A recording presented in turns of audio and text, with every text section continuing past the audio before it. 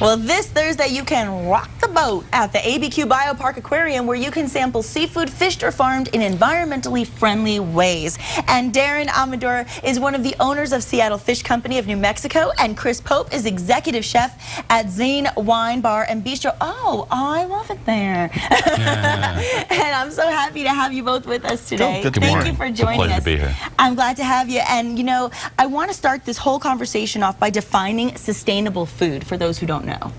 Sustainable seafood in a nutshell is managed fisheries. Okay. You know, it's under control, it's regulated, there's quota systems. That way it keeps that resource renewable and available for us down the road. Absolutely. And what are some of the best seafood choices that you would want to make, and what should we avoid? Well, I guess that can go many different ways. I think the big avoid would be bluefin tuna. Bluefin tuna. Why is that?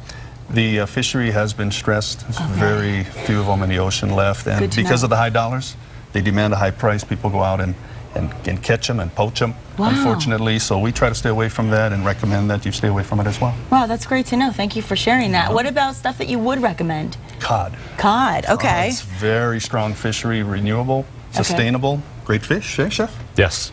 Yeah. Halibut, salmon, a lot of the wild species that are well managed in Alaska, we try and get on the menu. We try and serve at the restaurant. I was saying last week that the only time I ever went fishing was in Alaska, and I caught salmon, and I ate it for dinner. It was amazing. It was amazing. So now, Chris, you serve sustainable food at the restaurant. Tell us a little bit about that. There's two reasons we chose to do it in partnership with Seattle. First and foremost, I love seafood. I love cooking it. I love working with it. Yeah. And I want future generations to have the opportunity to do that too. And if we're not taking care of things, if we're not being responsible, then we're going to have problems in the future. That's fantastic. Secondly, I think from a business standpoint, it's kind of a marketing edge. We want to educate the public. We want to get them in and trying this stuff and understand that we as a restaurant, that Seattle as a supplier is trying to do the right thing. And we're trying to promote that and encourage people to follow it. That's so comforting to know as a patron, as somebody that wants to eat. And I want to talk a little bit about the details of this Rockabout Sustainable Seafood Festival. It's really exciting. Tell our viewers about it. Great event. This is our third year involved with it.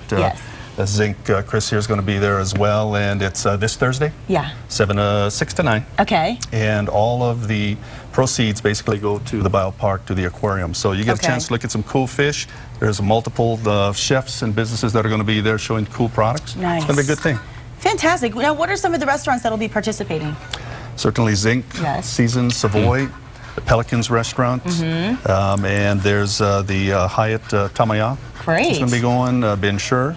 Oh, you're naming like all my favorites. Farm and Table, I think our chef over at the Crown is going to be there as well. There's, if I'm correct, about 10 restaurants total. That I love it. And Zinc has the best duck egg rolls. Those are the best, I have to say. We're supposed to be talking about seafood. I know, but I have to mention it. They're so good. And what are you making for us today? I see you already getting started with some zesting. We're going to do wild Alaskan halibut. It's with a Achiote, or with a pink peppercorn-poppyseed crust. We're making an Achiote lime compound butter. This is great butter to make ahead of time and to utilize in the future. You can store it in a fridge, you can store it in a freezer. It's basically a whipped butter, and you're adding a little pinch of salt, you're adding some cayenne pepper, a little bit of toasted cumin, and then achiote. Achiote is a Latin American condiment. It's basically a natto paste and chili, so it adds a really unique flavor. We're doing lime zest, and we're going to do some fresh lime juice. I have never seen this made like this before. This is fabulous. Basically, you just whip it up, and you can store it in the fridge, you can store it in the freezer. You could store it just whipped on top of the fish. How long will that hold for, Chris? In the fridge, probably about 4 weeks. Really? If you put it in the freezer, it would last for a year. Wow. So it's something you could keep in the freezer and then that is good to know. Pull it out whenever you want to use it. And again, you could just dollop it. I'm ready. I'm ready too. You can just dollop it, you're saying? On the fish, or you can what we do in a restaurant, what most restaurants do, is we make a little log, a little roll. And again, it's a great way to store it in the fridge or freezer, but also it makes it really easy to serve when you need it, because you just cut out a medallion. I said to him before we got on the air, I said, if you're making a butter roll, you know what that does? It gives you the body rolls. You know what I'm talking about. I love that. Now, I want to ask you also, Darrin, why, you know, you were saying why we can buy sustainable fish and why we should, but where can we get it? That's probably the biggest question. Where do you get that from? Restaurants, of course, like this, but the consumer's got to ask. Okay. You know, what type of seafood products are you serving? Is it sustainable? Where do you get it from? Okay. Certainly, retailers here like Whole Foods, you know, they're really the push behind sustainability efforts. La Montanita, as an example, is another good one. Okay. And it's truly educating themselves through other resources like the MSC, Marine Stewardship Council, their website, National Fisheries, as well as Monterey Bay. That's great. I'm glad you're saying that because I've said this before, I'll say it again, a lot of people that move here, you know, they come from places where there's an ocean nearby and they wonder, where are we getting our fresh fish? Where are we getting our sustainable fish? All the time. And so I'm glad to hear that, and obviously we can go for more information. As you said, tell us that website one more time. MSC.org. MSC.org. Good to know. Okay, so now I see you have done a few things through the magic of television.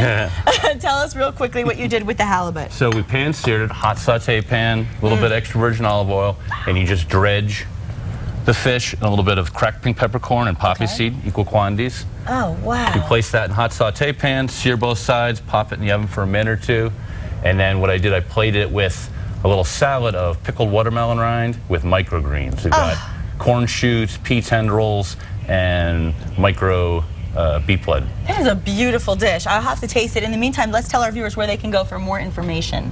I'm going to grab a fork. There you go. Botanic Garden and Aquarium, of course, is located at 2601 Central, Northwest in Albuquerque. And you can always go to the website as well as call the number on your screen. And I have to say, guys, I really appreciate you being here and sharing the information, the good food, and of course, we're excited about the event coming up this Thursday, and I'm excited. Thank you. To taste. Thank you. Great to be We'll here. be right back. Thanks if you want for today's having us. recipe, go to our website at casa.com.